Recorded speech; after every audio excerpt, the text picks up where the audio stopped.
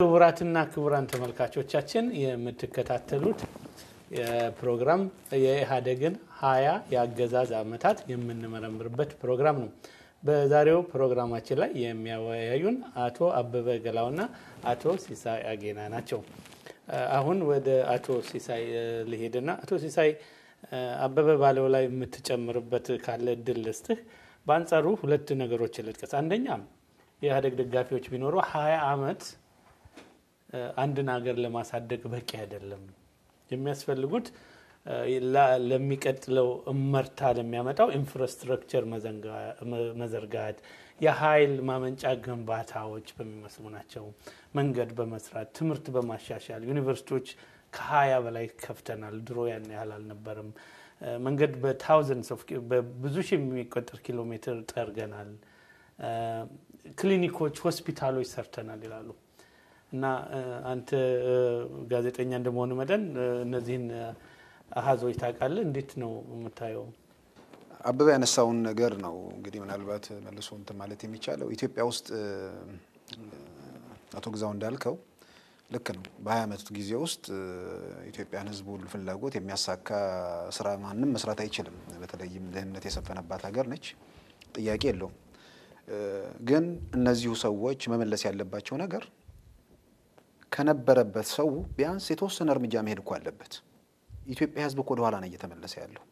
ዛሬ ኢትዮጵያ ውስጥ እንግዲህ ማንም እኔ አንዳንዶች ምናልባት ከምዕራቡ ሀገር ወደ ኢትዮጵያ ሄዱና ገንዘብ አላቸው፣ ሊዝናኑ ጥሩ ቦታ ይገባሉ። ከዛ ሌላውን የኢትዮጵያ ክፍል ሳያዩ የሚጨፈርበት ቦታ አለ። የኢትዮጵያ ሕዝብ ሁሉም እንኳን አይደለም የተራበው፣ ያገኙና የሚጠቀሙ ያለፈላቸው ሰዎች አሉ። እነሱ ሲጨፍሩ ነው የሚያድሩት።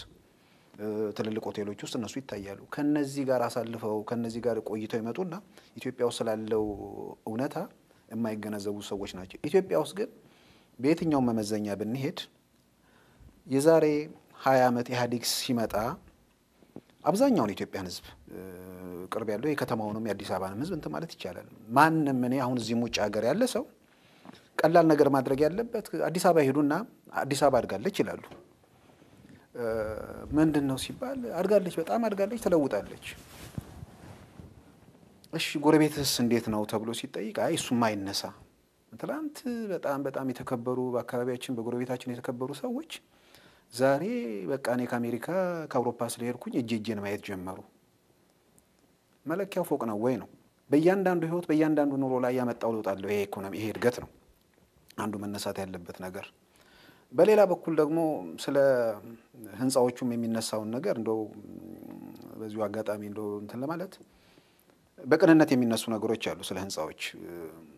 አንዳንዱ ኢትዮጵያን ሲለቅ ከገጠር ይወጣል።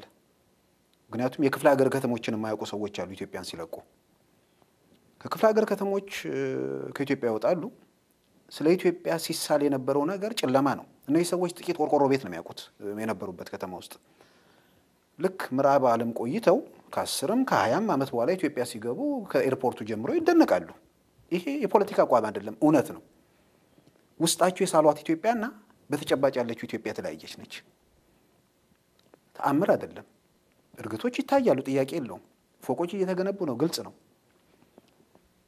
ግን ይሄን ያህል እንደሚጋነነው ልክ ይሄ ታይቶም ተሰምቶም የማይታወቅ ነገር ተደርጎ የሚጠቀስ ነገር አይደለም። ላላየ ሰው ታይቶም ተሰምቶም የማይታወቅ ነው። ግን በተወሰነ ደረጃ ከዛም እነሱ ከመጣታቸው በፊትም ላየ ሰው ግን የሚታዩ ለውጦች አሉ። ግን ይሄን ያህል ተአምር ሊባል የሚችል ነገር አይደለም። አንዱ ይሄ ነው። በሁለተኛ ደረጃ ይሄ መንግስት ባለፉት 30 ዓመት ባለፉት 20 ዓመታት በውጭ እርዳታ ስንት ብር ነው ያገኘው? የተገኘው ገንዘብ ምን ያህል ነው? እስከ 2008 30 ቢሊዮን ዶላር ደርሷል። ይሄ ገንዘብ እኔ የሴንትራል ስታቲስቲክስ መስሪያ ቤት ዳታዎችን ሳይ ነበር። ደርግ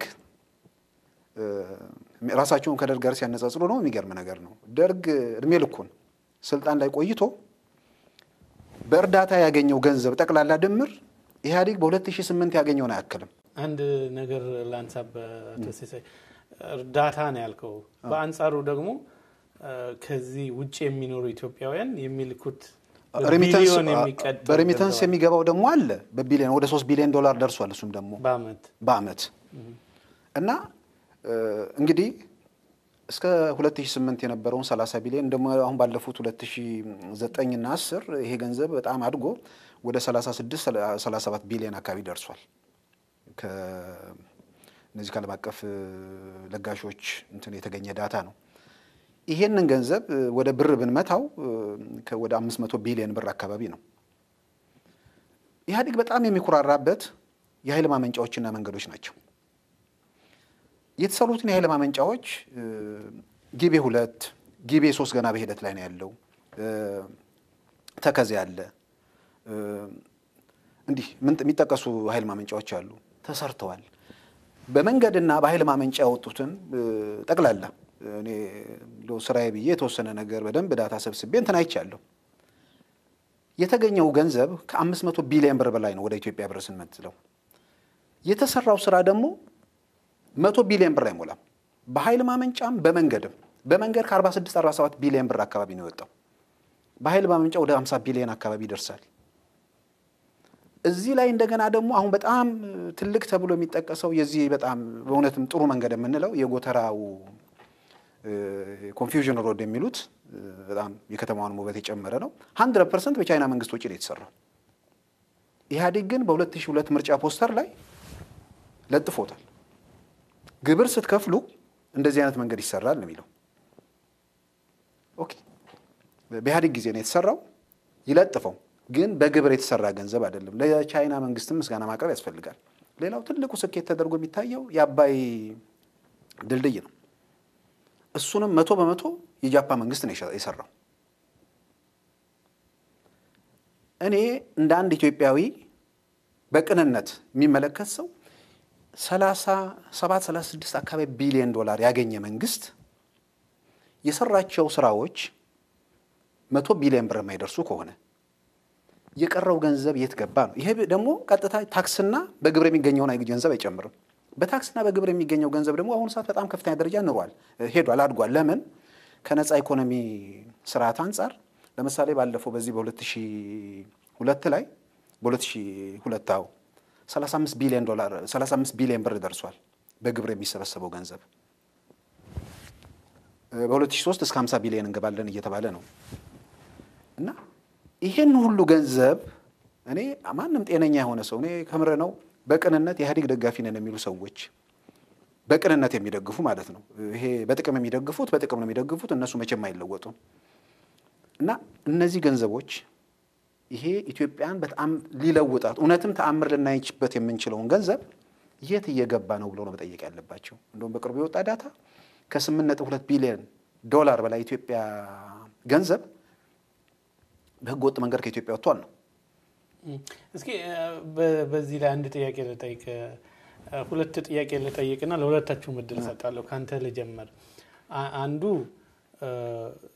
እድገትና ልማት የሚለውን ምናልባት ብናወዳድርና ብንመልስ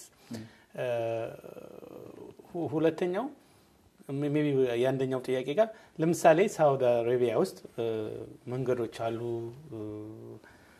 ፎቆች አሉ ህንጻዎች አሉ ኮሪያ ውስጥ ደግሞ የተለየ አይነት ልማት ነው ያለው ኮሪያ ደግሞ በኤሌክትሮኒክስ በካር በማኑፋክቸሪንግ ሪሊ ልማት ይታያል በዛ አንፃር መንገድ መሰራት የትም ይሰራል ይሄንን ማወዳደር ቢቻል የምትችሉ ከሆነ በሁለተኛ ማንሳት መፈልገው ለምንድን ነው እናንተ ሁለታችሁ የምትሉት ኢትዮጵያ ውስጥ የኢኮኖሚ እድገቱ የተጋነነ ነው የምትሉ ከሆነ ችግሩ ኢህአዴግ ነው ወይንስ ችግሩ ኢትዮጵያ ውስጥ የሚያስፈልገው ሪሶርስ የሰውም ይሁን የገንዘብም ይሁን የማቴሪያል ወይንም የቁሳቁስ አለመኖር ነው እንግዲህ እዚህ ላይ እንዳልከው እድገቱ አንደኛ ተጋኗል እንግዲህ የሚታየው ነገር ላይ መጀመሪያ ተነጋግረናል የሚሰጠው ዳታ አለ ለምሳሌ ደብል ዲጂት እድገት አስመዝግበናል ነው ይሄን ደብል ዲጂት ራሱ እነዚህ ለጋሾቹም ቢሆኑ እድገት አለ እንጂ ደብል ዲጂት የሚለውን አልተቀበሏቸውም ከዛም ባሻገር ሁሉ ጊዜም እኛው ኢኮኖሚስቶቹ ሲሉት ሲጽፉት የሚያነበብነው ነገር በጣም ግልጽ መሆን ያለበት እዚህ ላይ የኢህአዴግ መንግስት የአይኤምኤፍ እና ወርልድ ባንክ መስክሮልኛል ሁሉ ጊዜ ኢኮኖሚስቶቹ ደግሞ የሚሉት የኢትዮጵያ መንግስት በሚሰበስበው ዳታ ላይ ተመርኩዘው ስለሆነ እነዚህ ወገኖች ሪፖርት የሚያወጡት የኢትዮጵያ መንግስት ቢያጋነነው ያንን ከማለት ውጭ ሌላ ሊሉ አይችሉም። የእንትኑ መሰረት የጥናታቸው መሰረት የኢትዮጵያ መንግስት ዳታ ነው። በዛ ዳታ ላይ ተመርኩዘው በሚሰጡት መረጃ አይኤምኤፍ አለ ወርልድ ባንክ አለ ምንም ልዩነት የለውም። አሰባሰቡ ላይ የሚነገሩ ነገሮች አሉ። ለምሳሌ ግብርና ምርትን በተመለከተ ነው ኢህአዴግ በቅድ ደረጃ በ2003 ይሄን ያህል ምርት ይሰበሰባል ይባላል። ለ2003 ይሄን ያህል ምርት ይሰበሰባል ይባልና ለእያንዳንዱ በወረዳ አርከን የሚሰበሰበው የምርት መጠን ይነገራል። እቅድ ነው። በሚቀጥለው ዓመት በተባለው ጊዜ ውስጥ ያ ምርት ካልተሰበሰበ የወረዳ ካድሬዎች ምንድነው አልሰራችሁም ስለሚባሉ ከተባለው በተወሰነ ደረጃ ጨምረው ሪፖርት ያደርጋሉ። ይሄ በተጨባጭ ማንንም ሰው እነዚህ ግብርና ባለሙያዎች አካባቢ ሄዶ ሪሰርች ቢያደርግ የሚደርስበት ነገር ነው። ለምንድነው እውነተኛ ዳታውን የማትሰጡት ሲባሉ የሚናገሩት ምንድነው አይ አልተሰራም ወይ ደግሞ የቅዱን ያህል ካልተሰራ እየሰራችሁ አይደለም ተብለን ስለምንል አንደኛ ከደረጃችን ዝቅ እንደረጋለን፣ ሁለተኛ ልንባረር እንችላለን። ስለዚህ የተጋነነ ዳታ ይሰጣል። ያ የተጋነነ ዳታ እስከ ላይ ድረስ ሲሄድ የተወሰነ ግነት እየተጨመረበት ይሄዳል፣ ከእውነታው ይወጣል። ይሄን ደግሞ እውነት መሆኑን የሚያረጋግጠው ኢትዮጵያ ውስጥ ከጊዜ ወደ ጊዜ እያሻቀበ ሄደው የእህል ዋጋዎች መናር ነው።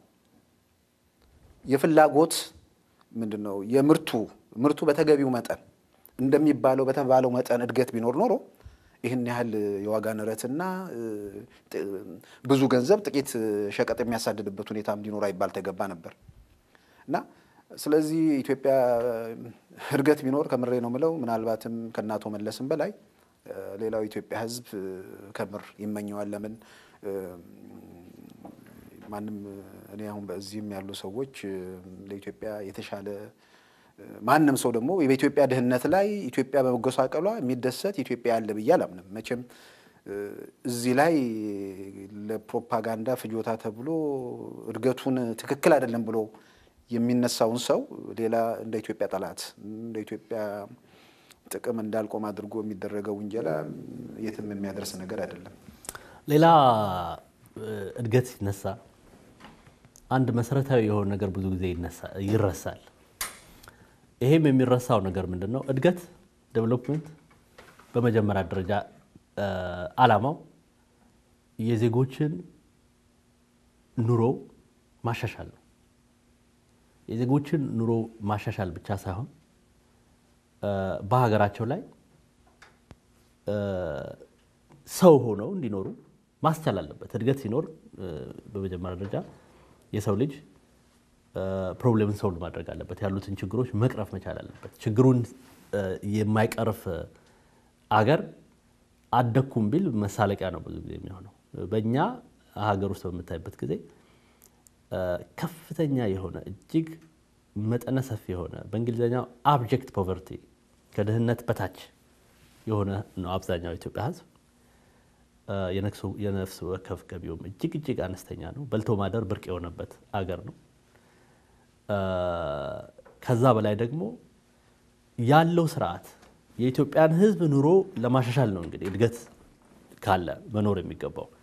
ይሄው ስርዓት ህዝቡን ጨቁኖና በከፍተኛ ሁኔታ አጎሳቁሎ እየገዛ መልሶ ደግሞ ስለ እድገት የሚያወራበት ሁኔታ አለ። እድገት ፊዚካሊ አንዳንድ ድልድዮችን መንገዶችን ብቻ መዘርጋት አይደለም። የሰዎችን ኑሮና ስብዕና ማሻሻል ነው። የሰዎችን ስብዕና የሚገፍ መንግስት ስለ እድገት ለማውራት ብዙ ጊዜ አይዋጣለትም። እና እነዚህ ነገሮች በጣም ኢምፖርታንት የሆኑ ጉዳዮች ስለሆኑ ሁሌም ከግንዛቤ ሊገባ የሚገባው ነገር ነው።